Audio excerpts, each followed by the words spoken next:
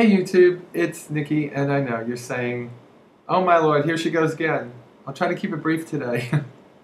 um, I told you that last 100 some odd days, 105, 106, whatever it is, I'm gonna have a lot of things on my mind as I lead up to GRS and possibly other surgeries in the future. Um, it all depends on where I'm at some point, but currently, I really do have this attitude that I'm challenging every step that I take, and I've been watching other people's videos because I don't just do my own. I watch others, and Grishino, I think is her name. She lives in San Francisco. She's just about ready to go under with get her SRS with Marcy Bowers. Now, as you all know, my date is August 18th. It's quite some time away, and it's going to be with somebody that most of you probably haven't heard of, but he's an amazing surgeon for doing this, and his name is Lawrence Schechter. So she did her video, and she challenges herself on why she's doing it. And I love her points. And I'm not going to give away what she said. I want you to go into my subscriptions, and I want you to go watch her video. But it made me think, how do somebody, I've had this question, that was married, split up, went through their mediation, almost committed suicide, and then decided to transition, and now is having GRS, all in 28 months, 29 months. How do you justify that? Well, first off, I don't have to justify it, but how do I answer that question? Like, how am I sure? And, I've been gender dysphoric all my life. I've always identified myself being female, but I've never gone towards this because in my youth, this is not normal. The way that I grew up. And, today it's much more normal. I can't believe how many people I've met in the community. We are going to move this around here so the shadow doesn't kill me. There we go. Well, that didn't work.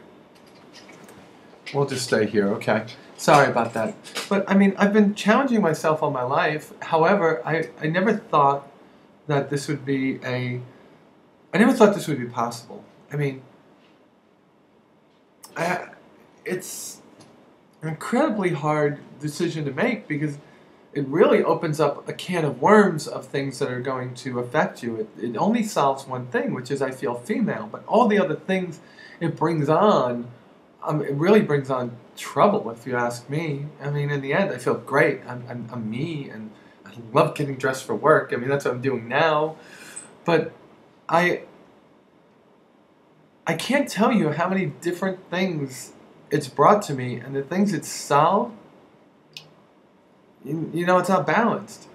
But mentally for me, who I am is important. What I project is important. That never was. And I never knew that I was going to be this happy just being me. And that's a good one. So when I look at GRS, I ask myself, why? Why am I doing this? What is my thought process?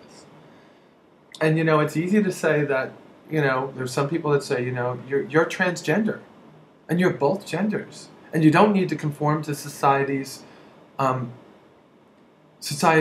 of what male and female is. And then there's me. I'm not conforming to society's ideal. I'm conforming to what my brain is telling me I am, and my body is not. It's kind of like when I said to the judge when he declined my name change, and he goes, "Why would you want to change your name?" I said, "Your Honor, I'm transgender. But in reality, I'm female. I'm woman. That's what I feel. And I'm choosing a name that matches what I am and what I feel that I am and what I project." And when I look at having GRS and changing the genitalia that God gave me, it's more about having a congruency between mind and body, and being able to do the things that I want to do as a woman, and being able to fit the clothes that women fit, and being able to just be me. I've frequently said I'm not a person that hates my penis, but I'll tell you this, I am a person that really, really wants a vagina. It's just the way it is. I can't justify it any other way, but I just feel it's right. And that's where I'm at. and this is the challenge I've had for myself for the last 4 days or 5 days since I saw that video. It's like if she did it, and she's doing it like the last video, oh my Lord, I don't want to wait until the last minute. Maybe I should do this now. And that's what I'm doing. The justification for anything I do henceforth is just to be congruent in mind and body. And it doesn't matter how people perceive me. And that's important. That it's not about passing. It's about being who you are. And everything that you do to yourself should never be about passing for other people. It should be about making you the you that you see. And I think that's what my problem was with my breast augmentation. And now I'm certain I'm going to have one. Just not certain when. Because my idea of who I am is different than what my body is showing me. Alright, I could talk forever and ever. I'm just going to give you like 2 more minutes and just explain something. I've gone through about 30 hours of electrolysis. And electrolysis has cleared most of my face. I'm left with a huge amount of grays and blacks right near this area, and mostly blacks in this area that just come back occasionally. So I started laser in a place, a dermatologist that's been doing it for years. They use a laser that is approved for hair reduction. I'm not looking for hair removal here. I'm looking to just reduce enough of the hairs that are black to make it more manageable for the electrolysis. By the way, she does both. And the blended approach, electrolysis and laser, is much cheaper than just electrolysis. But I understand that I'm only going to be able to have electrolysis in the grays that are in this area. So that's where I'm at. So here's what I'm going to tell you just for the last minute. Okay, there's 2 things about laser and electrolysis, and they happen at opposite ends of the equation. In electrolysis, you have to grow your hair out for 3 days.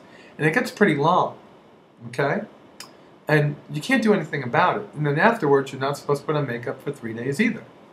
But when it's over, you're clear, and you could shave, you just can't put on makeup. Well, electrolysis is different. You're clean shaven and smooth and wearing makeup up until the time you have laser. And then for 3 days after, you can't shave or put on makeup, at least in this dermatologist office. I don't know if it's anywhere else. I mean, this is a doctor's office that offers this. Yeah, bubblegum pink. What was I thinking? One aspect, you have hair on your face that you could cover it with cover-up if you want, but people see right through it. And the other aspect, you can't wear anything, and you've got a dark shadow as the hair that's been killed. It won't grow. It'll take a few days to a few weeks to come out, but you can't shave because it's just dead under the skin, and it's not growing anyway. It's smooth. You just have a dark shadow, and you can't for 3 days put on makeup. So it's day 2. So I have to go to work like this. And I'm scared because I was almost assaulted 2 weeks ago. But that's it. I just wanted you to know the difference between those 2 and see what's happening with me as you see my videos so you could decide which one you want to do. I don't know which one's right. Most of this stuff I'm just trying out to put here on my YouTube video and let you guys pick and choose from. Let me be the guinea pig. If you want me to do something else, write a letter. I'll jump through a hoop. That's it, YouTube. It's Thursday morning about 9 o'clock. I could get my rear end in gear and get to work. And I gotta go pay my rent and walk my dog. You guys have a great day. Thank you for watching. Bye.